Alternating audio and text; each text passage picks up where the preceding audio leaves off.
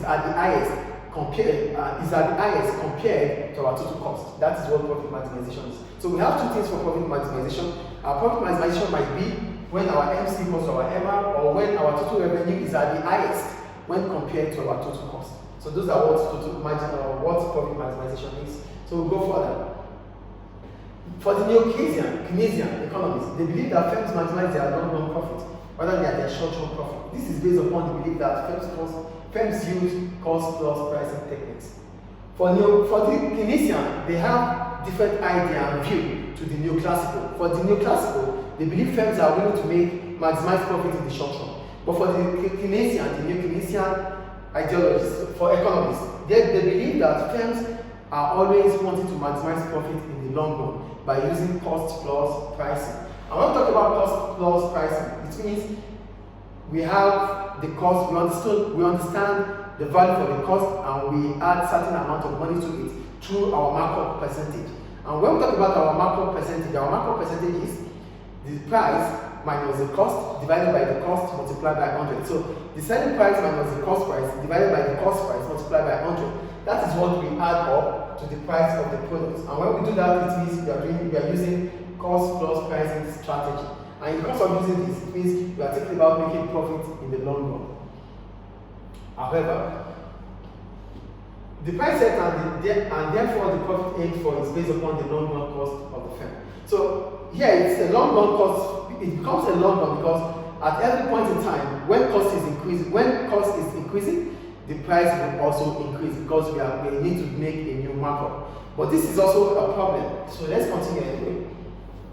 Short-term profit maximization implies that firms will be able to adjust price and output in response to changes in market conditions. However, according to the Keynesian, rapid price adjustment may damage the firm's position in the market. Consumers dislike frequent price changes. So for short-term profit maximization, it implies that the firm will be able to adjust for short-term because we are thinking about basically our average variable cost. So it means we are able to adjust our price, our output within the short period of time based on the market situation. So that is fine. But in the long run, firms have to continue to change prices. That is what the Keynesians are saying here. Consumers dislike price changes. Price cuts may be seen as a sign of panic selling, and buyers of large quantities may respond by trying to negotiate even larger price reduction. So one of the reasons why frequent price changing is dangerous to the finance of the business is that consumers do not like it when prices are constantly changing. Now, let's put it into a cut in price. For a cut in price, being explained here, if there's a cut in price, consumers might assume that there's a panic selling, that the firm is willing to sell as soon as possible. As a result, they might even negotiate a further lower price, which means the firm might be running at a loss. So this is one of the problems about lowering prices or frequently changing prices or reducing prices at any point in time. Consumers might take the advantage by negotiating for further reduction in price. 2.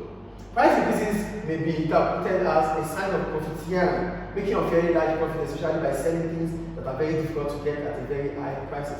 So here, we're talking about increasing prices. When we increase prices, also it becomes a problem because if you are increasing price on products that normally they are not supposed to be sold at a higher price, consumers will be thinking that this firm is willing to profit really. It wants to take advantage of them in the market. As a result, they might want to change the brand, or they might want to go to your rival. They might stop buying from you and start buying from your rival. So that's the second point there. With consumers switching to other brands in the belief that they will get a better value for money, price changes also involve cost to the company because price list needs to change. Sales staff be formed, advertising material change, etc.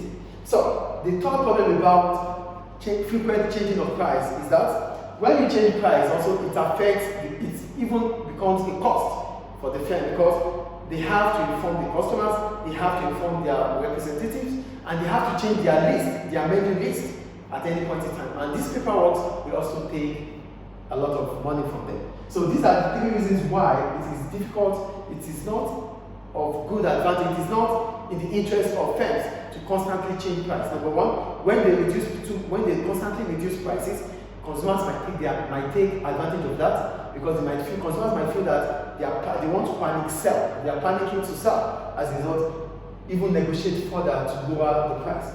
And if they continue to increase the price, this might be seen as profit bearing. That means they want to take advantage of consumers. As a result, consumers might switch their brand or might switch to start buying from their competitors, which is not also good for firms. And the third one is that frequently changing pricing also means that cost of production would also change. The cost of production would also change, because firms will have to inform their clients, firms will have to inform their workers, firms will have to advertise on this change of prices, and this is also cost incurred.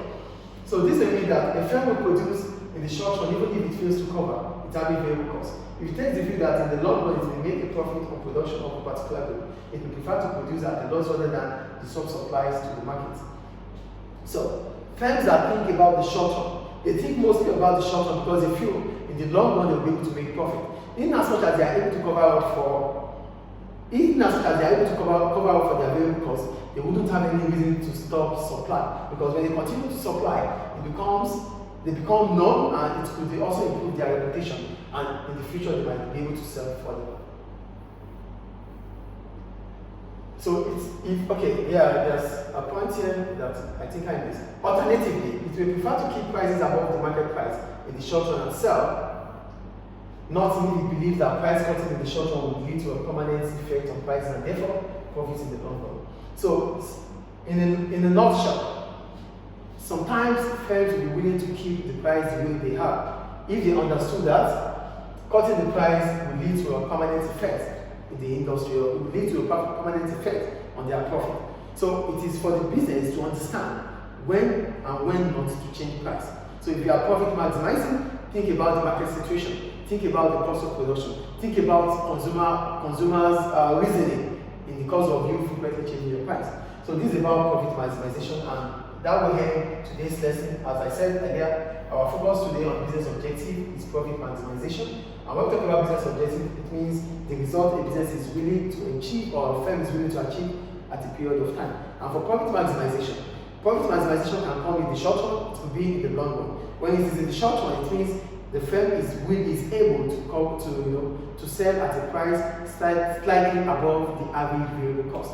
And in the long run, it means the firm is able to change prices, to adjust prices at any point in time. So this is all about business objective, and thank you once again.